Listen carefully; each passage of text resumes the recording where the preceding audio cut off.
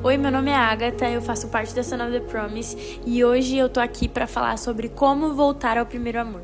Eu separei essa palavra em alguns tópicos e o primeiro tópico deles é: você não precisa de uma identidade visual, você precisa de uma identidade em Cristo.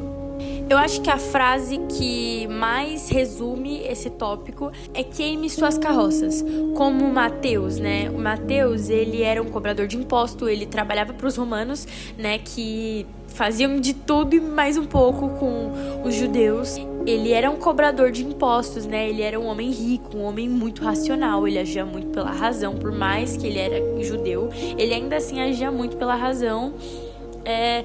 Mas quando ele conheceu Jesus, ele simplesmente não se importava mais com o que as pessoas pensavam, com o que iam dizer sobre ele. Ele só queria segui-lo, entendeu? Ele simplesmente queimou as suas carroças. Ele doou a casa dele pro ministério de Cristo, ele doou o dinheiro dele e ele falou que ia seguir Jesus.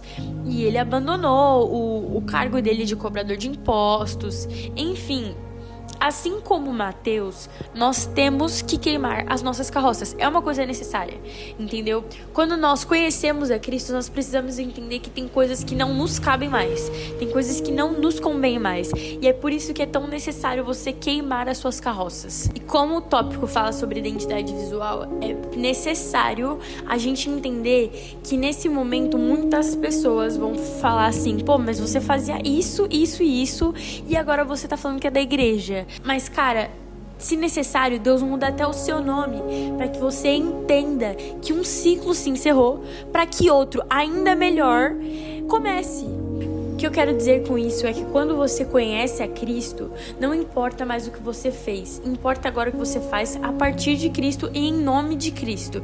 Então, por exemplo, eu ia para muitas festas, eu ia para muitas baladas, eu, sei lá, passava a noite inteira na rua, enfim. Mas agora eu conheço a Cristo, agora eu conheço a palavra de Deus e eu entendo que eu não sou mais essa pessoa. Eu entendo que Cristo tem algo novo pra mim. Por exemplo, Jacó se tornou Israel, Simão se tornou Pedro, Saulo se tornou Paulo, Abraão se tornou Abraão, entendeu? Se necessário, Deus muda até o seu nome para que você entenda que um ciclo se encerrou para que outro ainda melhor comece. É você entender que Deus já esqueceu dos seus pecados. Quem lembra é você. Entendeu? Deus já esqueceu dos seus pecados. Se alguém virar pra você e falar assim: pô, mas você fazia isso, isso e isso, mas era o velho eu. Agora eu sou uma nova pessoa. Eu morri e ressuscitei em Cristo Jesus. O batismo de João, né, como tá na Bíblia, o batismo de João é um batismo de arrependimento. Então, a partir do momento que você se batiza, que você conhece a Jesus, que você tá seguindo os caminhos, você tem que entender que os seus erros ficaram pra trás e agora você se arrependeu e você não vai mais fazer isso, entendeu? Você é uma nova pessoa em Cristo. O segundo tópico dessa mensagem é: sentir a presença de Deus não significa ser ungido por Ele. A Bíblia nos traz o exemplo de Saul, né? O povo queria um rei, Deus ungiu Saul como rei, então ele estava debaixo de um propósito. Ele estava debaixo daquilo que Deus queria para ele. Por isso que ele estava ungido, porque ele estava debaixo daquilo que Deus queria para ele. Ele estava seguindo um propósito. Porém, 1 Samuel também nos traz que quando ele desobedeceu ao Senhor, no mesmo capítulo que mostra ele desobedecendo, Deus também o rejeita como rei. Então ele saiu da unção de Deus porque ele já não estava mais debaixo do propósito. Você é ungido para que se cumpra o propósito de Deus. No caso de Saul, né, ele foi também rejeitado porque ele mesmo rejeitou o plano que Deus tinha para ele ao desobedecer.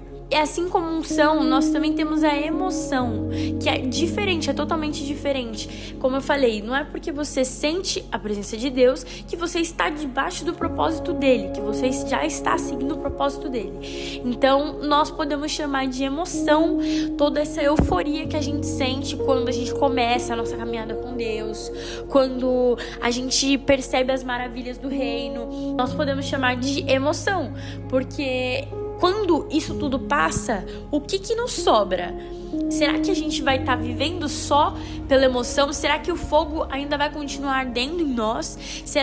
Ou será que foi só isso? Ou será que foi só aquele choro? Ou será que foi só aquele momento que tava uma atmosfera magnífica, que tava um louvor tocando? Será que foi só isso? Ou será que eu tô debaixo de unção? Entendeu? É sobre isso que Mateus nos traz, né? Em Mateus, ele nos mostra João batizando, e com João batizando aparecem os fariseus, e João mesmo diz: raça de víboras, né? De nada adianta o batismo se não tiver arrependimento, né? Uma árvore que não dá bons frutos, ela só serve para ser lançada ao fogo. O que a gente tira daqui é que os fariseus só queriam se batizar porque estava todo mundo fazendo, porque estava todo mundo se batizando.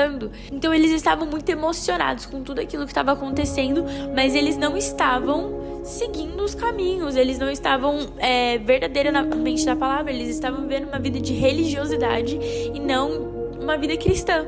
O próximo tópico é: Deus não é pelúcia de apoio emocional, porque Deus não é um analgésico, Deus é a cura.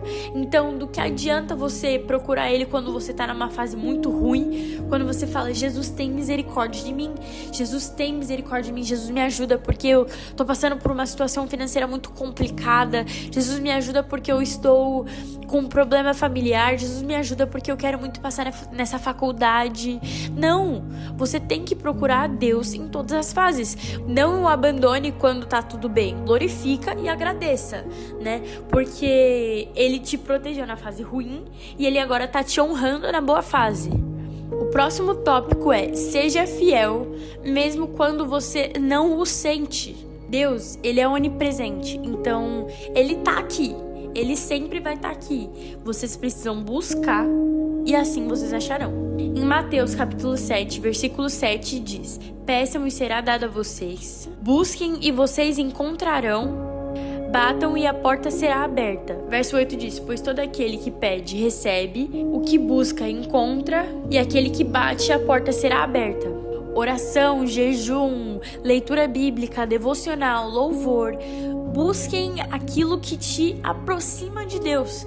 Então, procurem estar perto de Cristo. Mas, se você não sentir a presença, não finja. Se você não sentir de chorar, de rir, de orar em línguas, não finja.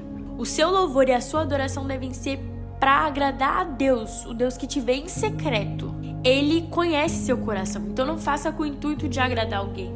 Em Mateus capítulo 6, versículo 6, Jesus fala sobre isso. Mas quando você orar, vá para o seu quarto, feche a porta e ore ao seu pai que está em secreto. Então o seu pai que vem em secreto o recompensará. Aqui Jesus nos mostra que você não precisa fazer um show, você não precisa fazer um teatro, precisa conversar com Deus em secreto. O seu pai que te vê em secreto o recompensará. Um outro tópico é: habite nele. Nesse tópico eu trago para vocês Salmos 91. Aquele que habita no esconderijo do Altíssimo, à sombra do Onipotente descansará. O significado de habitar é viver, residir ou ocupar um espaço continuamente. Então, viva para Cristo, viva em Cristo, habite nele. Como eu já falei antes, jejue, ore, ouça louvores, faça coisas que te aproximem de Cristo. E pro último tópico eu trago para vocês Mateus capítulo 5, verso 5. Bem-aventurados humildes de coração, pois receberão a terra por herança. Seja humilde para reconhecer a sua dependência em Cristo. Não tenha vergonha de se humilhar na frente do Pai, assim como o filho pródigo.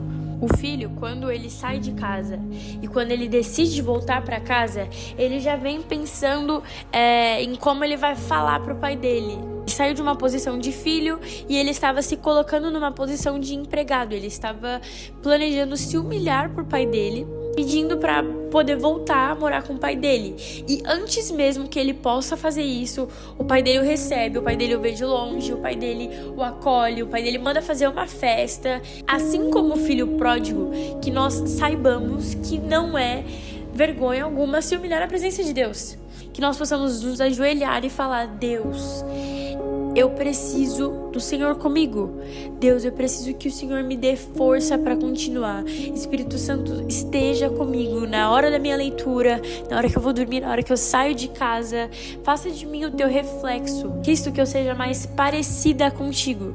Porque nós precisamos ser humildes o suficiente para reconhecer que nós somos totalmente dependentes dele.